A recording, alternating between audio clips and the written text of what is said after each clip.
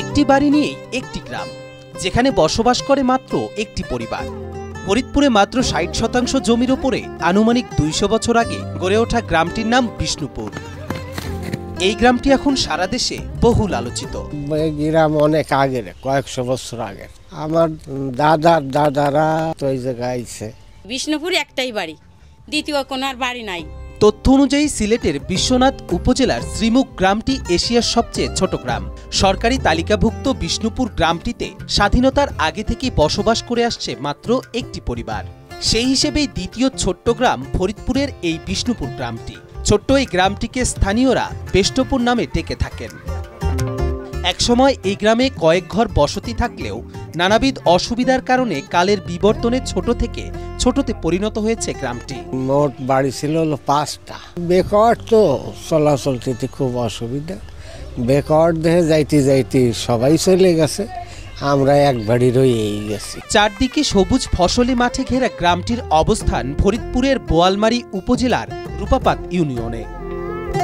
উপজেলা সদর থেকে যার দূরত্ব প্রায় ১২ কিলোমিটার। বিষ্ণুপুর গ্রামের দক্ষিণে রয়েছে গোপালগঞ্জের জয়নগর গ্রাম এবং উত্তরে বোয়ালমারীর টংরাইল গ্রাম। কোনো স্কুল কলেজ কিংবা বাজার না থাকায় বিষ্ণুপুর গ্রামের মানুষকে শরণাপন্ন হতে হয় পাশের এই গ্রামগুলোর। বিদ্যুৎ আছে আমাদের বাড়ি, কিন্তু কি স্কুল তো ওই যে পচামাগুলো আছে পাশের গ্রামে, ওখানে আপনার ফ্রি প্রাইমারি আছে। আর হাই স্কুল যাই তো এলে জয়নগর যা লাগে। আর আপনার এই পাশে নড়াইল স্কুল আছে। ৭০ বছর আমার বয়স। এর ভিতরে এই বিষ্ণুপুর গ্রামে কোনো প্রতিষ্ঠান আমি দেখিনি লেখাপড়ির। তা গুড়েগাড়া কী করে লেখাপড়ি করবি? সম্পূর্ণ কৃষি নির্ভর গ্রামটিতে রয়েছে ১০টি পরিবার, যার মোট সদস্য সংখ্যা ৩২ জন। গ্রামটিতে বিদ্যুৎ থাকলেও নেই চলাচলের কোনো রাস্তা। জমির আইল ধরে কাদামাটি মারিয়ে চলে যাওয়া আসা। সবচেয়ে বেশি বিপাকে পড়তে হয় বর্ষাকালে, তখন ভরসা শুধুই নৌকা। রাস্তাঘাট নাই, চলাফেরা কষ্ট, খুবই কষ্ট চলাফেরা। শান্তিতেই বসবাস করতেছি, কিন্তু যাতায়াতে আমাকে খুব সমস্যা। ছেলে মেয়ে লেখাপড়া করাইতে পারি না, অনেক দূরে যাওয়া লাগে।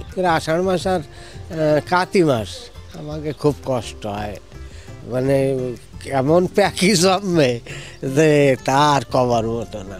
কিন্তু এই এক বাড়িতে আমাকে রাস্তাঘাটও মূল্যায়ন।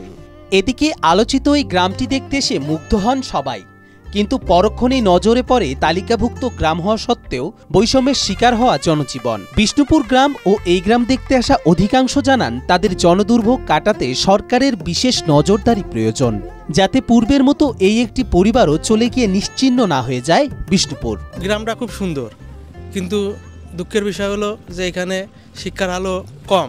এখানে সরকারের কাছে প্রার্থনা, যদি এদিকটা সুদৃষ্টি দেয়, স্কুল কলেজ বা রাস্তাঘাট হয়, তাহলে এখানের যে পরিবারগুলো আছে তারা আর কি এই সুবিধাগুলো ভোগ করতে পারবে।